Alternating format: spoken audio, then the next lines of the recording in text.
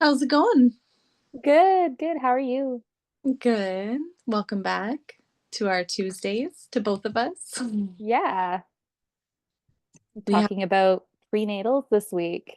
yeah, after chatting very briefly about our favorite books last week and noticing that so many of them are cookbooks, we thought the next interesting kind of evolution for mamas is reaching out to prenatal vitamins or thinking about nutrition as a form of supporting your early pregnancy journey or supporting your pregnancy journey in general. Yeah, so we started kind of deep diving into prenatals.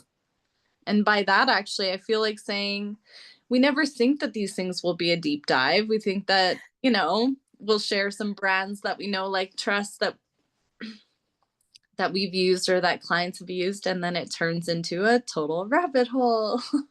We end up talking for 2 hours about everything. Yeah.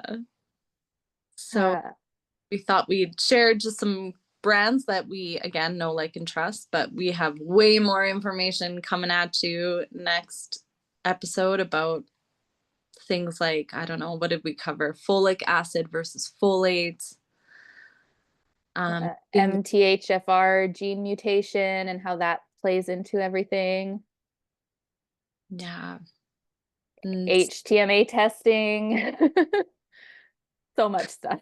yeah, totally. And even just going back to, the grassroots of eating if you can, eating, Hmm. eating healthy, whole food nutrition and not necessarily having to rely on big multivitamins.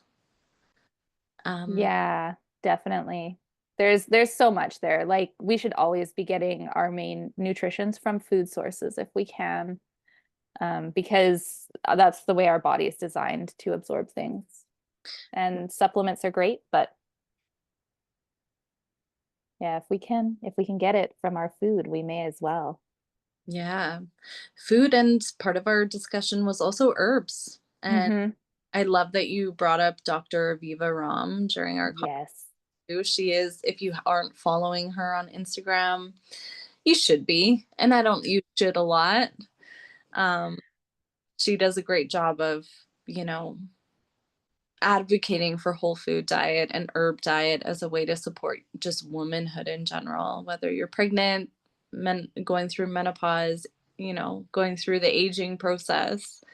Um, Just across the board, her website has some amazing information on it too. So much like she has some really great courses from the looks of it, but just so much free information that she's put out there. And mm, I think she's been on like every single podcast in existence too. So, yes, totally. And she's been around so long that I find I typically have typically have luck finding her books, even her mhm. old school books in secondhand stores. Yep, definitely. Yeah. Yeah. Cool. That being said, though, if you're pregnant and you can't keep anything down, Mm, or maybe you're just not capable of, getting the foods that you need to supplement properly. Because, like, I mean, we briefly touched on folic acid or folate, that's in your dark leafy greens, but maybe that's not doable for you. So maybe you need a multivitamin instead. We have a couple suggestions. yeah. Nice. Um, the one that I used that I really liked, I actually did try a couple um, throughout my two pregnancies. But the one that I really liked was Rumina Naturals. It's a Canadian company. It's woman run, which is really cool. They live in Alberta. And so if you're Canadian and you're worried about shipping costs and stuff like that, it's really easy. And I know in Calgary at least, I could find them at like health food stores. Um, I don't know about other places in Canada, if it's like on shelves across Canada, or if that was an Alberta specific thing, because that's where they live. Um, but they were a really great multivitamin. They had everything you need in there. They actually put ginger in their vitamins as well, which I Mm, thought was really cool because that's super awesome if you're a queasy human when you're pregnant, which I was. So having the ginger just as a part of everything. I mean, ginger is good for so many things during pregnancy, but a lot of people use it specifically for settling your stomach, and it mm. definitely helped. But the other really cool things about this specific multivitamin, all really high quality sourcing for all of the vitamins and minerals included. And they do, we briefly mentioned folate earlier, they do the 5-MTHF folate.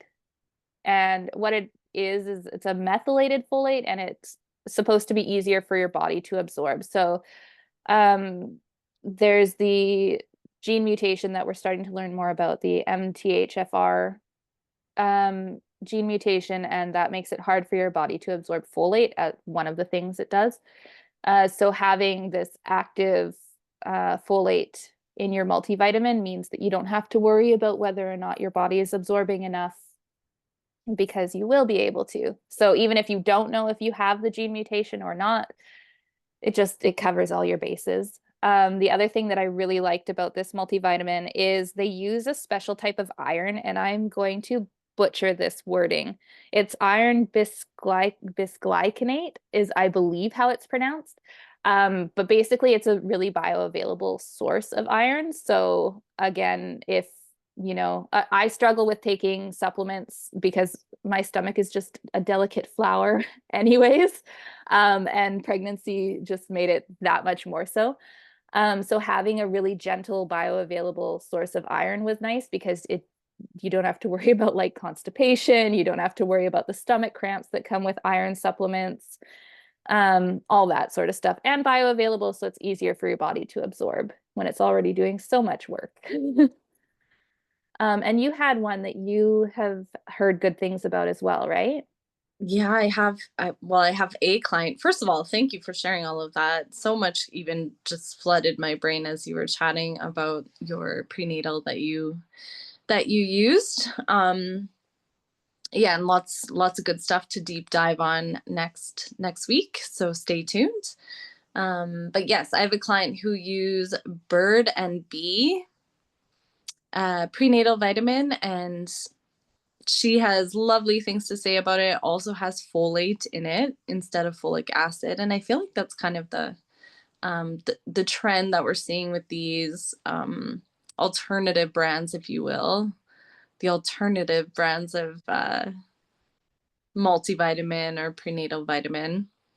And taking a brief look at their website, it looks like they have vitamins to support egg development if you are planning on conceiving soon or trying to get pregnant, then prenatal vitamins. And it looks like there's also postnatal and vitamins for men, which I like because, for many years, fertility has been perceived as the responsibility of the woman, and we're learning so much about male sperm health when it comes to fertility, and how men can support the conception process. So I liked that just glancing at their website.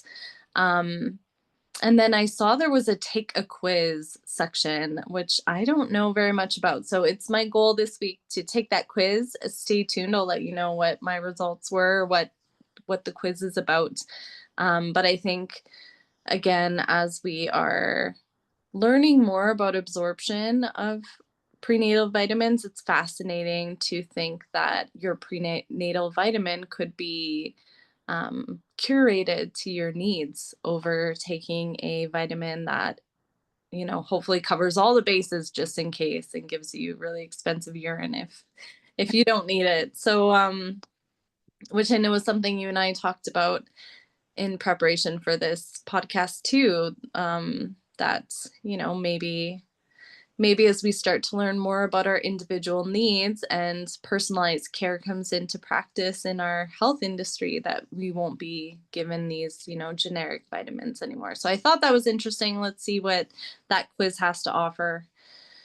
And then the third, or I guess I'll mention as well that Canadian is a company is a Canadian company too. So again, with shipping health products over borders being more and more difficult, it's nice to know that I imagine it would be an easeful process having it delivered to your door.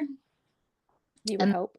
yeah, and then the third product we wanted to touch base on today was Needed, which is I feel like it was the first prenatal vitamin that I had ever heard of that was kind of more alternative, if you will. Mm-hmm. They are an American company though, so I imagine it's quite pricey getting them shipped across the border. And I don't know much else about them except the fact that they also use folate in their recipes over folic, and people have really nice things to say about them because they're more of a curated prenatal vitamin as well. I believe, I'll have to find it, but I believe there is a company in Canada that specifically what they do is they bring in American supplements and then they make them available on a Canadian website. So I'll find that link and we'll put it below as well because I'm pretty sure Needed is on that website. Okay, nice. Yeah. And then maybe you won't have to worry about shipping it from the States and paying all the extra fees. And I don't know now with Canadian rules potentially not getting it. Yeah, totally. Yeah. Yeah, that's super helpful.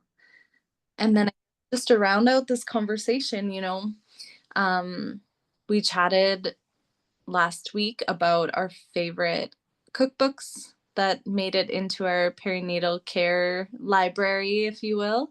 And when you can eat food, when you feel like eating food, eating the rainbow is always a really good idea.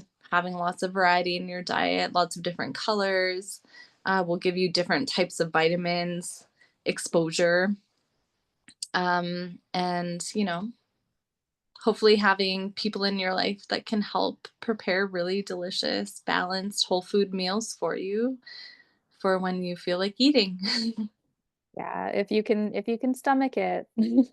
The best vitamin is food. So Mm, it's the most bioavailable, the easiest for your body to process. You're gonna get the most benefits from it regardless. yeah. Yeah, nice.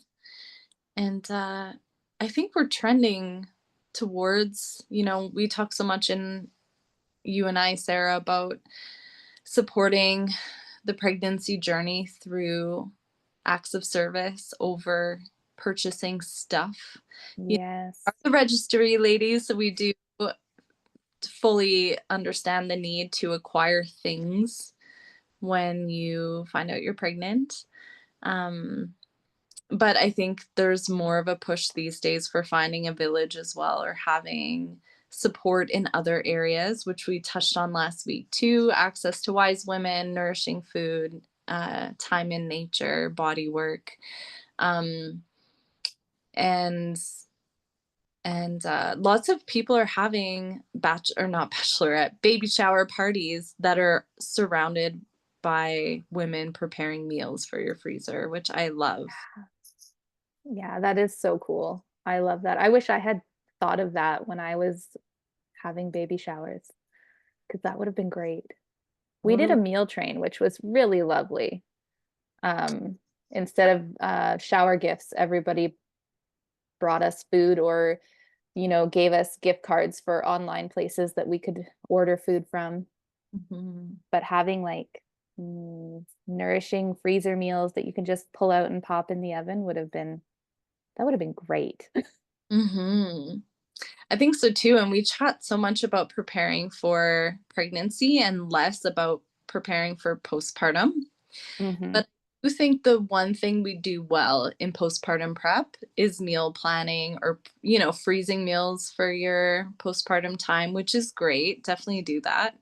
But it would be nice if some of that support was transferred into pregnancy time as well, because, I heard recently on a Instagram post someone sharing, if you were given Lego pieces and you were told you have to build a baby and you were given really intricate descriptions on how all these systems work and you had to put it together with Lego, it would be a full-time job and it would be completely exhausting. And I liked that analogy because I think as soon as we're pregnant, so much changes, but nothing changes. And we're Yeah. expected to continue, doing our normal routine and grinding at work and hustling in our family lives. And so nutrition, no wonder it gets dropped.